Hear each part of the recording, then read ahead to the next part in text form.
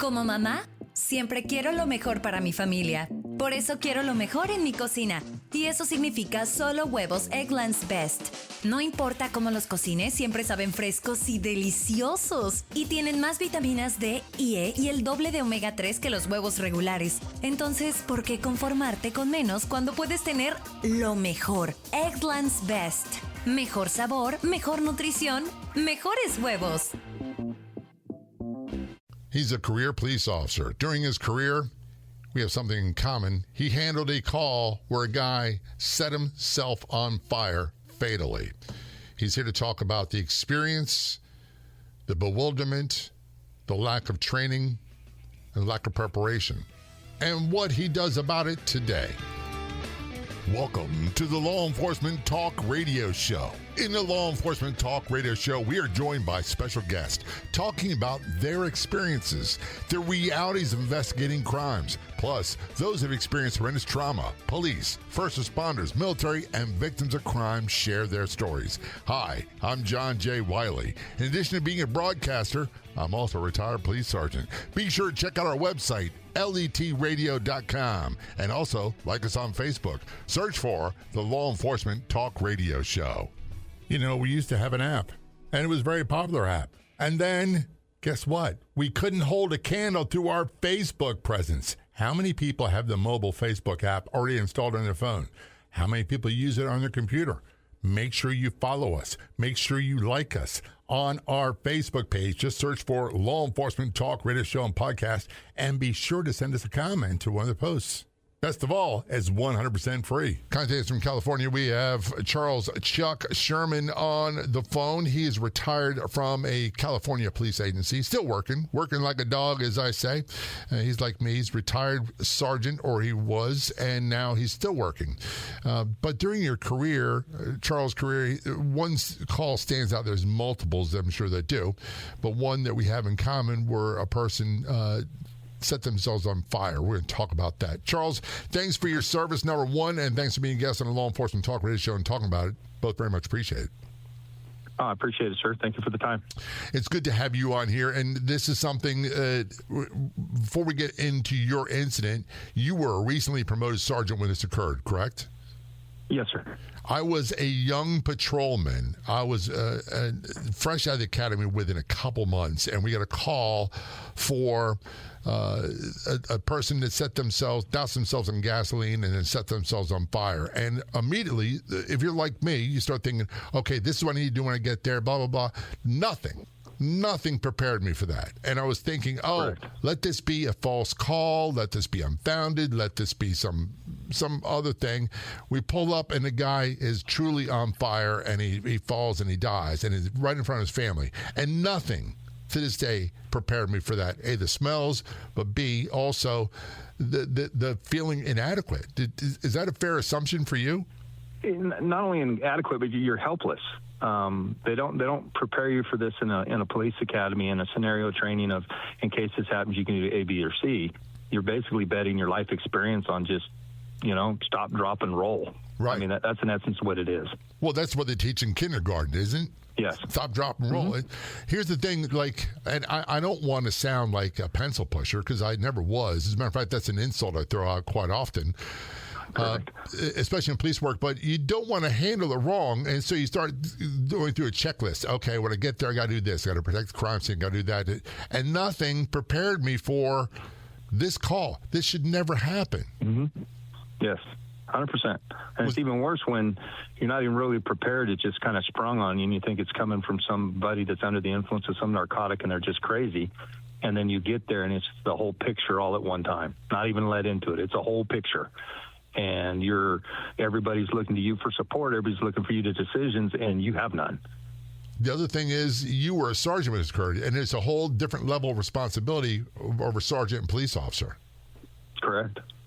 And I relied on my sergeants when I was a police officer to tell me what to do, especially when I didn't know what to do. And nothing, I didn't know what to do with this call. Correct. Yep. Did you feel that, before we go into the details of the call itself, did you feel that as a sergeant that you weren't prepared for this either?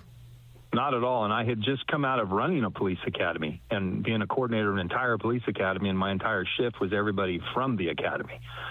So I knew that they were going to be looking to me to make these decisions that I, from the seat of my pants, was just having to do whatever I could do. I did not feel ready for this at all, even though this had been my fourth person. I still wasn't ready. It was like a brand new thing every single time I had to go through that.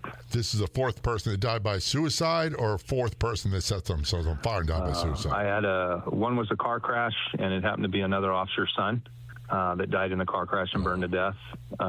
Second one was another car crash where the car was so crumpled we couldn't get to him and extract him, and he burned to death. And another one was some guy was upset at his wife and lit himself on fire. Here's the thing, and Chuck, I don't even recall what this was about. People want to know. It's like they want to put a neat little bow on it, and there's so much in life that is not that way. But when this person died by suicide, their family members were right there, and I had to deal with them, and I had to deal with the death. I had to deal with everything, and there's just, where do you start? Yeah, you don't have an answer. Everybody wants answers, and you're still trying to rationalize it in your own head, let alone give somebody else an answer of why this occurred when you don't have an answer. Especially when you're the sergeant. You're supposed to be the man. Correct. You're supposed to know, do this, do that, do this. 100%. And unfortunately, this is something the police work in California and Maryland as well. A lot of the things we learned and the policies and procedures that we learned were from past mistakes. And this is not, what is the chances of two retired police sergeants both having someone dying by suicide from fire? Yes. But there's some things that happen with, like, for example, and before we go into your incident, the Miami shootout involving the FBI. They had FBI agents that were shot that were emptying brass into their hand. From that day on, we changed the way we worked at the range. No longer were you allowed to do that because it became part of your training, became second nature. And that's unfortunately how a lot of these things occur. You would think at this day and age that there would be some sort of policy and procedure for death by suicide, how to handle it. We could argue all day long about agencies and their preparation for that. I will say this, everything that we saw was treated as a homicide first, and then as suicide was established as the cause, then it was treated that way, but it was never their way because you couldn't go back and redo it differently. Correct. Was there ever a doubt in your mind?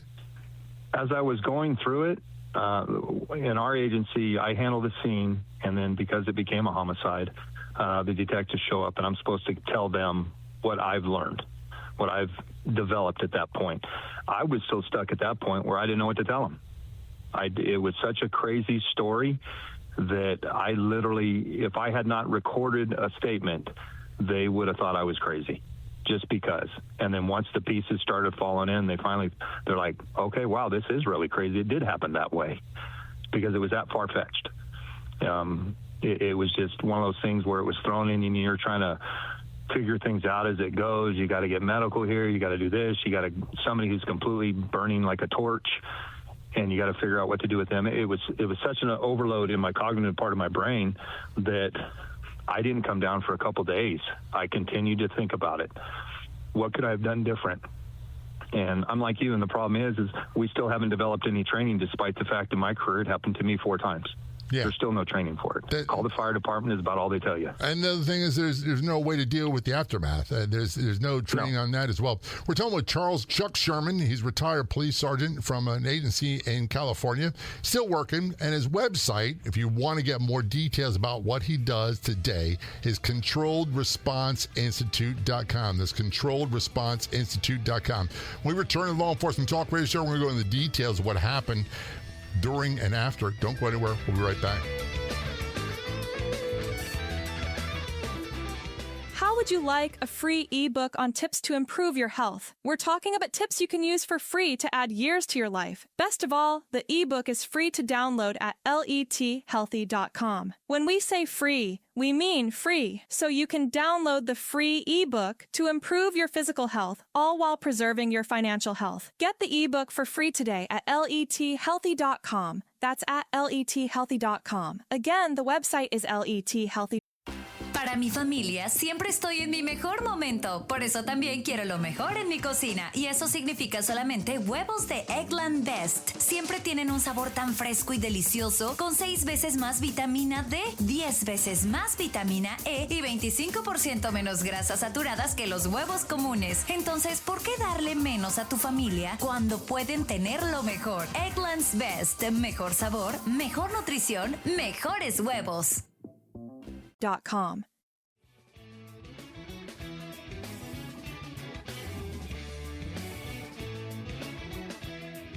Return conversation with Charles Chuck Sherman on the Law Enforcement Talk Radio Show. Charles is retired from a police agency in California, still working. His website, and he's one of the movers and shakers for Controlled Response Institute. That's controlledresponseinstitute.com is the website.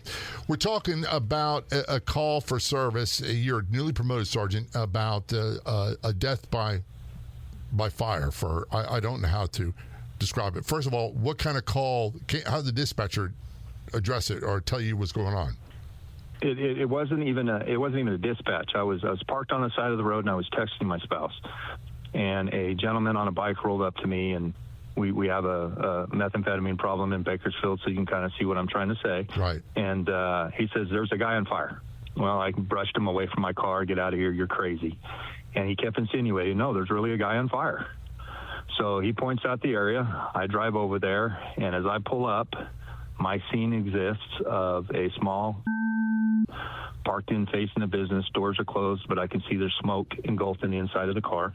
Next to the car is a grown man, fully engulfed in flames, using explicits towards a female who is 20 feet away, completely naked, putting on her underwear. That's the scene I rolled up on. And it's on view. We called it on view in Baltimore. It wasn't you weren't a dispatcher or call of service. This has happened. You got flagged down. Yes. So you didn't have at least the preparation time. Okay, this is what I do when I get there. When I'm heading there, you start thinking about the checklist of what you got to do. You didn't have that opportunity. No, literally, it was a half a block from where I was at. Oh my God! And when you pull up, this guy's on fire. He's yelling at this woman who's getting dressed. That right there would say, "Yeah, you're out to lunch." Yeah, and you know, so you sit here and, you know, we're very radio heavy. So I'm literally trying to figure out what to put on the radio to get more units here. I know that, okay, I can't panic. I got to keep my tone normal, but we don't have codes for man on fire. No, we don't. So we have a structure fire, which in our area was a 904. So I would say 904 human. And of course, lovely dispatch has no idea what I'm talking about. So there becomes this banter back and forth because they're trying to figure out what I'm saying. I'm trying to figure out how not to just say, you know, something plain text on the radio that brings everybody, you know, the media and everybody. That's exactly right. But trying to get people here, trying to get help as soon as I can, realizing once the man collapses next to the burning car, I know what my next job is. And and by the way, we used to, the 10 codes, we used to study them like crazy. Every agency is different. We used to study them like crazy all through the academy, and then halfway through the time on the streets, they went out the window. We're like, send me an ambo, send me a tow truck. Yeah. Because it's like, what is... And we're weird because we use 10s, 11s, and 9s. Oh, so you guys in one California. One. We had a mixture of all three. The other thing was, I remember to this day, and then we'll get back to your story. I remember to this day being a young rookie patrolman, fresh out of the academy, and I got a call. Back then, we used 1018 meant return to the station. And the sergeant said to me, 1018. I'm like, okay. Then I'm looking through my cheat sheet. What is 1018? You're trying to find it? I'm trying to find it. And I don't what I finally got in there, so I don't know what that means. They said, return to the station. Okay. But as a sergeant, you're supposed to know that. Yeah. And your quandary is you don't know how to explain it on the radio. And dispatchers, especially their civilian dispatchers, and God bless them, I'm not criticizing them, they want to know details. The police, they tend to know a little more, and they ask a lot less questions. Yes, and they become just as curious. What is he looking at? I mean, because, you know, this was back, we didn't have pole cameras and things like that in town. So they're basically going off whatever my voice is, and then fluctuation in my voice and what I'm saying on the radio, which is confusing them worse. So that just makes them more curious, trying to figure out what's going on, because there was no dispatch call. It was me pulling up and putting stuff out on the radio. And when the first thing you want as a police officer on scene is you want to put the fire out, and it's a fire department that does that, right?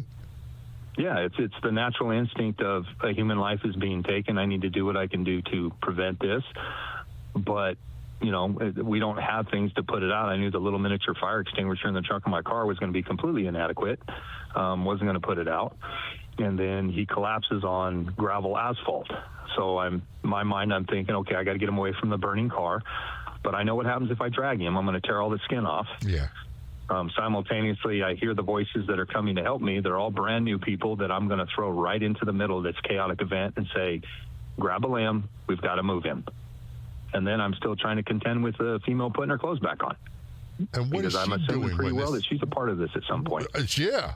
Look, if you're naked, you're putting clothes on, and the guy next to you is yelling obscenities at you, and he's on fire. Yeah, you're part of it. Yep. So it's that priority. Okay, what's my priority right at this moment? You know, so I was able to get the female and secure her in a car. Once my troops got there, we were able to move him away from the car. Medical aid took him, and of course, you know, immediately they got him on the gurney. He had stopped talking, and they told us that he wasn't going to make it.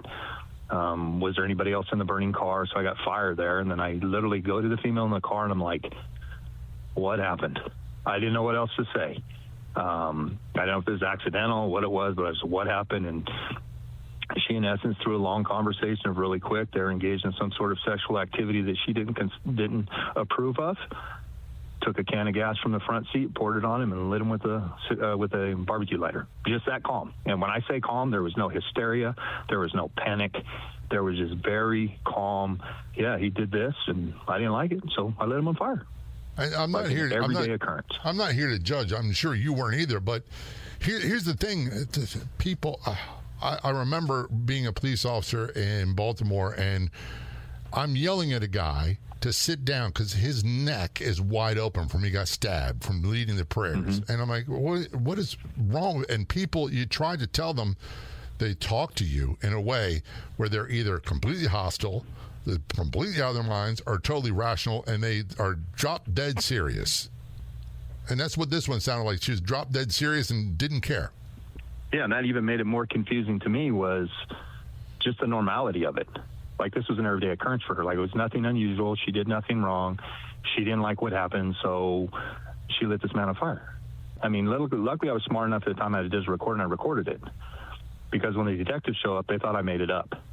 Well, I would think that too. Well, and I literally had to play the recording for him. Here you are, a newly promoted police sergeant, and you're telling them something that sounds like, number one, the whole incident sounds crazy, but you're telling them a story that doesn't make sense, doesn't add up. Correct. And they're literally looking at me like, okay, Chuck, we know you're kind of a funny guy. Really, what happened? And so I just played the recording. There was nothing else I could do. Here's the recording of what she said. And I was like, I guess you guys are going to have to figure it out. That's crazy. And once the thing was processed, every single piece of what she said matched with her story. That's crazy. And what was, without saying her name, what was the final disposition, a trial? Well, it is California. She came, I went to trial. I testified in the preliminary and the jury trial. Which was its own emotional response for me. She got found guilty and sentenced to 4 years and was released in 4 days. Wow. We're talking with Chuck Sherman, retired police sergeant from a police agency in California, about a particular on-view incident where a guy was killed by fire. And we're going to talk about the impacts on him and what it does about it. Don't go anywhere. This is Law Enforcement Talk Radio Show. We'll be right back. Of all the radio stations in the United States, there are no other shows like the Law Enforcement Talk Radio Show. And on Facebook, there's only one official page. Do a search on Facebook for the Law Enforcement Talk Radio Show. And be sure to like the Law Enforcement Talk Radio Show Facebook page. Como madre orgullosa, siempre quiero lo mejor para mi familia. Y los únicos huevos que compro son Eggland's Best. ¿Casualidad? ¡Para nada! No importa cómo los cocines, siempre están frescos y deliciosos. Además, tienen más vitaminas D y E y un 25% menos de grasas saturadas que los huevos comunes. ¿Por qué conformarse con menos cuando puedes tener lo mejor? Eggland's Best. Mejor sabor, mejor nutrición, mejores huevos. Visita egglandsbest.com para obtener más información.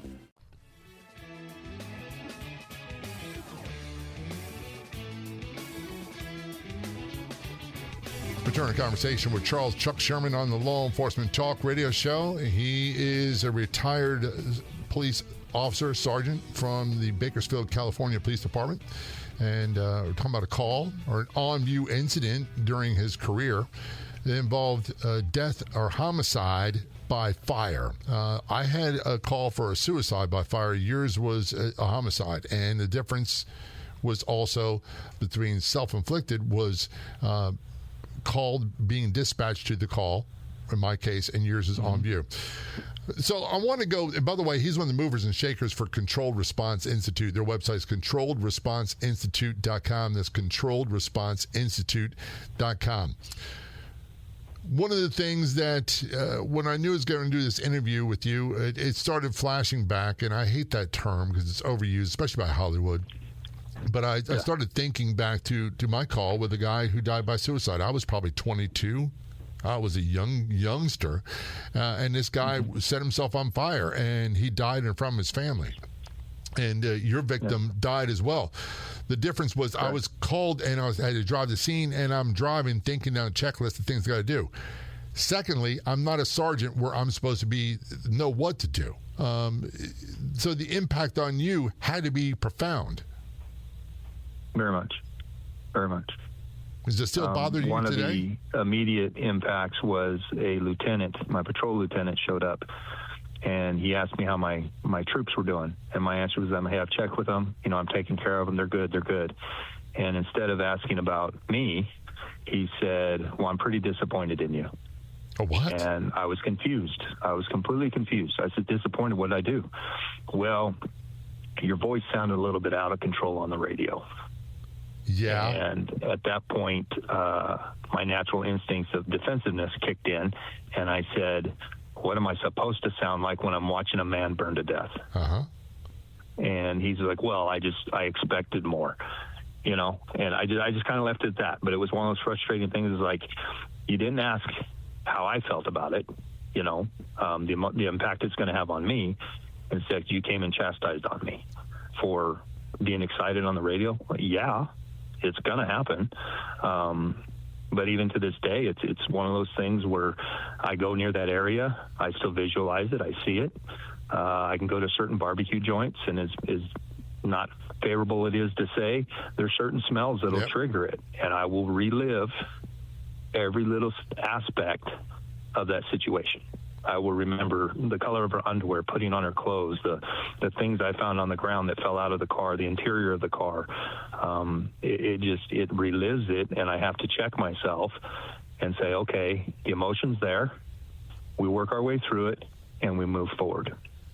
But it's a continuous thing, because I've got 35 years in. There's plenty of things that cause emotional trauma that we carry with us, and we just move on. And we have to live with it. And people think that when we retire that we give it up. We don't. We carry baggage out of retirement with it. It stays with us. Here's the thing that I tell people.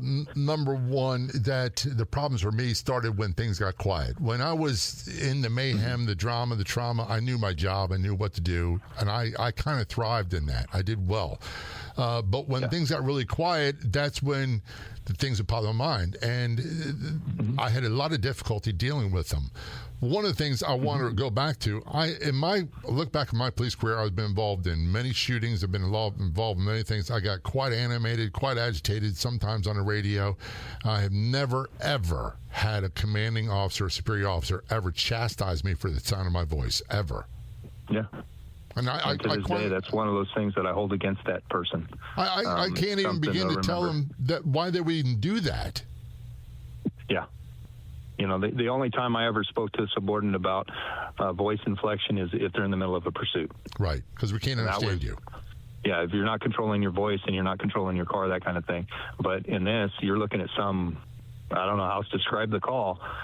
What your voice does, and so be it. Because it is a situation where you don't know what to do. You have to do something. You don't just get in your car and pretend you didn't see it.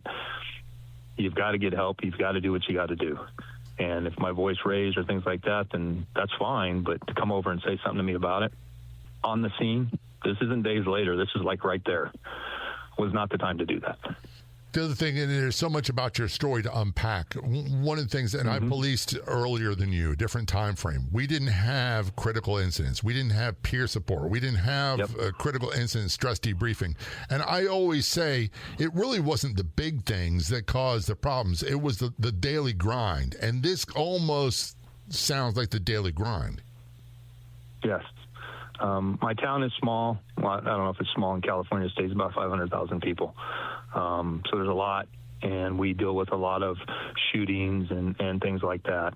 And it is. A lot of people like to go to our department because you get flushed into working homicides and big cases really quick, because they happen constantly. And so you do end up with a lot of emotional baggage. And you know, I don't like to call it my culture, but in my day when I was growing up in it, we were given the instruction. There's no support. There's no nothing. If you said something about it, you were looked down upon. Yeah. Suck it up and move on. That's what I was always told. Suck it up and move on. We had a and saying, we find out years later how damaging that is. One of the things that they used to say in Baltimore, and I get it both ways, and there's a unique accent that people have. They used to say, "Suck it up, Buttercup. You're the Baltimore police. You can lick your wounds later." We got a job to do, and that's the way things were. And by the way we handled a lot of really bad calls is we get a 12-pack or a case of beer and go to a parking lot afterwards and talk it out. Yeah, exactly. Which seemed to work now well. The world's become more violent towards cops. There's more bad things going on, you know, that we're seeing now, and more videos and all this kind of stuff that goes around. You know, one of the big things that they do have now is they do have that emotional support. They do have people that get into this profession and they're leaving within 6 months because they don't realize it. You know, and then they have their first critical incident review, which that wasn't even thought process when I was growing up. You have a bad call, baby drowning, something like that. There was no review. There was no, hey, how is that guy? Has somebody checked on him lately? There was none of that. Now we have a lot more of it, which is getting better, but I still don't think it's where it should be. No, I don't think so. And part of it is, and I'm going to phrase this in form of a question because we did overlap a little bit. My wife, who I met years after retiring from police work, and she's like a gift from God. But every now and then I would tell her some stories about what I went through in policing, and she's like devastated. She can't imagine. She goes, "What did the department do?" And I said, "Nothing. They acted like it was on the next call." And there's still nothing being done. No.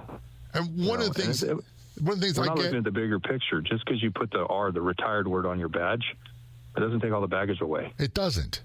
And a lot of our agencies forget about retarees. Oh, they're gone. They don't matter anymore.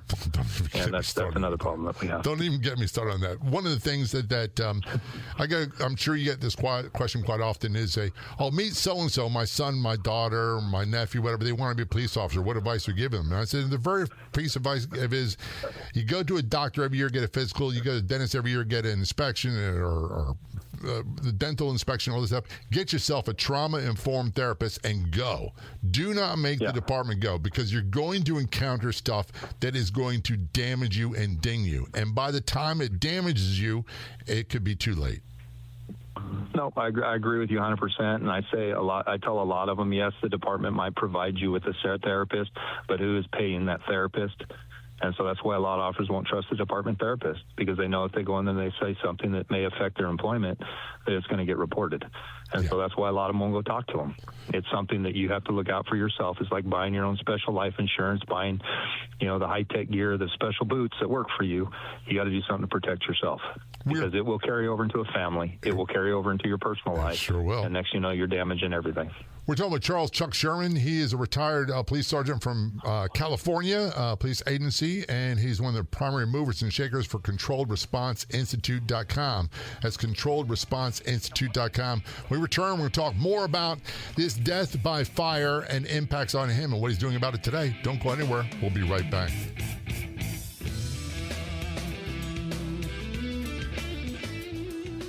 There are more than 700 free podcast episodes of the Law Enforcement Talk radio show. Episodes are converted to a free podcast after airing on radio. You're bound to find a podcast episode that suits you at letradio.com, letradio.com. That's letradio.com. Como mamá, siempre quiero lo mejor para mi familia. Por eso quiero lo mejor en mi cocina. Y eso significa solo huevos Eggland's Best. No importa cómo los cocines, siempre saben frescos y deliciosos. Y tienen más vitaminas D y E y el doble de omega 3 que los huevos regulares. Entonces, ¿por qué conformarte con menos cuando puedes tener lo mejor? Eggland's Best. Mejor sabor, mejor nutrición, mejores huevos.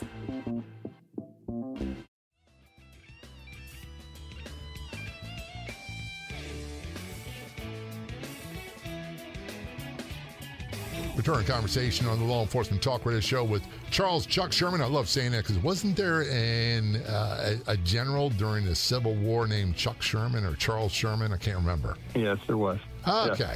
Makes me feel like I knew something. But that's pretty easy to do because I don't know a whole lot. He's a retired police sergeant in California, and during his illustrious career, he had an incident where it was a homicide. The victim died by fire, and it's just a crazy, crazy story. He's one of the primary movers and shakers for Controlled Response Institute. That's controlledresponseinstitute.com. Their website, again, is controlledresponseinstitute.com. Check it out.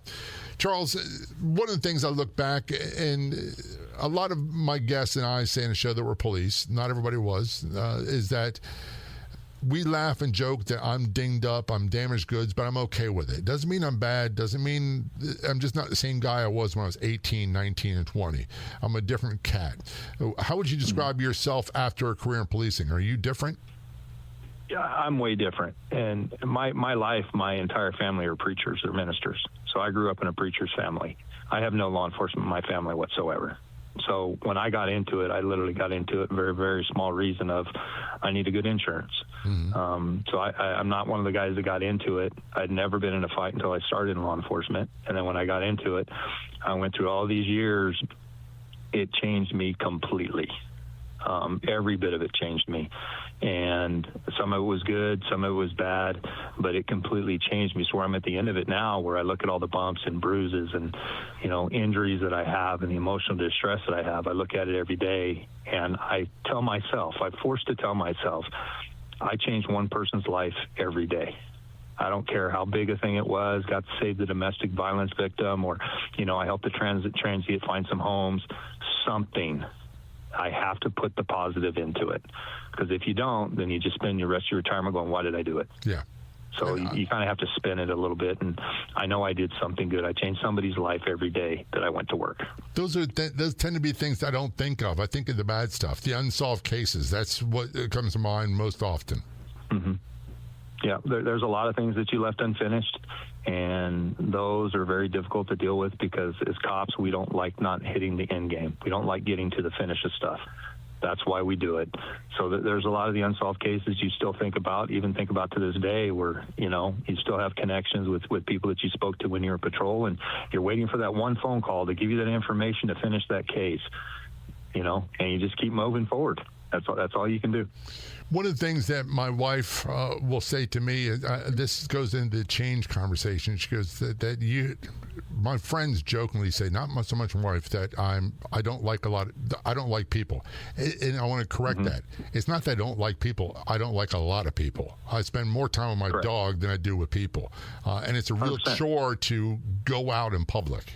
Yes, and I don't want to be that way. How do you describe yourself?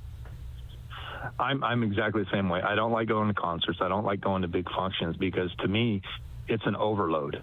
We have set ourselves up for so much century getting into our senses. We're constantly looking for what we believe is a threat. That switch doesn't turn off. And so when you get in these big crowds, you're so busy looking around, trying to, know where the exit is, where am I going to sit, who's who. You're looking at people that you can't relax. You can't go into, what General Cooper said, condition white. Right. You can't get down to there because we haven't been in there since before law enforcement. So it makes it very difficult. And then here, if you have a CCW from your department, you're carrying around, you're responsible because you know what's going to happen if something bad happens. You're still, even though you're retired, you're still expected to do something. Yeah, you still are. So we don't get to have that enjoyment. And it's I won't say funny, but that's the only word that comes to mind. It's not ha-ha funny. It's like I I'm not as hyper vigilant as I used to be, but I'm still much more vigilant than a lot of other people. And for example, going on a flight with she knows this. When I go on a flight with my wife or even by myself, the first thing I do is I visually frisk everybody that walks towards me. And then I go into this train of thought of, if I have to fight this guy, what do I do? Where do I strike first? And I don't want to be that guy. I don't want to be that way. No, but you can't turn it off. You can't. You're still. I go to the gym and I do that. I go wherever I go. I play a lot of softball here in California, and unfortunately, I was involved in 2 shootings at softball complexes. It's one of those things where you just can't turn it off. And so when they say, "Well, hey, just go relax," the only place I can relax is sitting at home with my little Chihuahua. I can't relax, and even then, there's a gun at the front door I'm the in same case somebody way. bad comes to the door. I'm the same way. You don't get to relax. And by the way, what I want now more than anything else is peace and quiet. My dad used to say all the time, what do you want for Christmas? What do you want for your holiday? Number one, he'd say, I don't want your kids to ruin the, what holiday. He said, all I want is peace and quiet. Nothing you can buy me. Yep. And it's funny, the older I get, the more distance I get from police work, the more I demand a removal from drama, trauma, he said, she said, all that stuff, and I want peace and quiet. And my wife always gets on to me because I don't socialize with their family. I love them to death. They're great people, but they're Italians. So when they get together, their way of showing love and affection is they yell at each other. So when I'm there, I just hear a bunch of people yelling. And I can't relax. I feel like I'm on a peace disturbance call between 2 neighbors. They're yelling and screaming at each other. And so I'm the same way. I can find that my social activities are way down because I'm like you. I want the peace and quiet. Yeah. I just want to be able to be here with my own thoughts, prioritize my own brain, and just have that peace and quiet. But, that has adverse effects too. Recently, I had a radio interview I did, and one of the things was they sent me body camera from an officer-involved shooting, and I told them I don't watch those because they trigger me. They get me going. I don't like that word trigger, but it takes me, and for their benefit, I watched the video. The officer was, in my mind, 100% justified in what they did. It's a horrible situation for the officer's family, the person that was shot, their family, all that stuff. I'm not disputing that, but it took me 8-9 hours to get back to what I call my center. Yeah, because we always relate it. We see a body cam video. We've been around so long that we can relate it to something that happened to us, and then all of a sudden the emotions we felt start coming up, and we start remembering it. And so you're right. The word triggers, it's not the best word, but it's the only really good word to describe it. Is now we're back into that hole, and we've got to come out of it again. So what do you do? Understand that it's over. It's done now. I'm safe. When sometimes it's hard. What do you do with all that today? I mean, self-awareness is good. There's a lot of things I do, but what do you do so that you can maintain? The best thing is talk about it. You got to talk about it. If you're not talking about it, it's staying in a compartment in your brain. It's being hidden. I'm not afraid to talk to other officers, new officers, retired officers, and just say, hey, I don't like doing the old, well, I used to do this and used to do this. What I like to do is, hey, this is what affected me. And if you haven't been affected by it, you're going to be affected by it. It's going to affect you. Don't think it's not. And it's okay. It's okay to be affected, but you need to have some safety measures in place. There's a lot of officers that, they drink or use, sleeping medication. Hey, that's not the best route in the world. No. Figure something else out. It's more of an education thing. And me, I wasn't a big social guy, so people thought I wasn't a big talker. When it comes to this subject, I'll talk about it all day. I want people to know this is what we went through.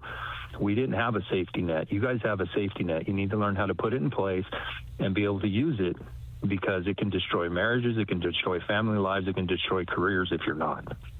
Yeah, and ultimately people do really stupid things. And we look back, they're career enders. And the standard joke we had was in Baltimore, we'd have police from all over. We'd have guys that came from Ohio that were happily married, had 3 kids, they were choir boys, and within 3 years they were living in the basement of a house with a stripper. And they were divorced. Yep. They were drinking copious amounts of alcohol every night. So it's an ongoing thing. And we could talk all day long about the average life expectancy for American police is, I think, 58. And it's gone up. But when I was in the academy, it was 52. That's how long ago it was. And the average life expectancy for American men is like 73. It's a totally different story. So I want to go to really quickly, Controlled Response Institute. What do you do there? I train local law enforcement and correctional facilities as well as civilians. I'm a use of force expert here in California, so I do a lot of use of force. I'm really big on controlling your own emotions and not taking your emotions into a circumstance. So I do a lot of scenario-based training on every level of force. And then a lot of follow-up and report writing, because I don't think agencies do well enough on report writing. And being able to actually sit back and look at yourself and say, could I have done things better? And self-aware and learning from your mistakes. Because you can ask any cop in this country, how did you get where you're at today? Because I made a bunch of mistakes and I learned from them. That's right. And I had people that told me, too. My ex-chief used to call it failing to the top. ControlledResponseInstitute.com. Again, the website is ControlledResponseInstitute.com. Charles, Chuck, Sherman, thanks for your service and thanks for being a guest on the show. Very much appreciated. Thank you. Of all the radio stations in the United States, there are no other shows like the Law Enforcement Talk Radio Show. And on Facebook, there's only one official page. Do a search on Facebook for the Law Enforcement Talk Radio Show. And be sure to like the Law Enforcement Talk Radio Show Facebook page.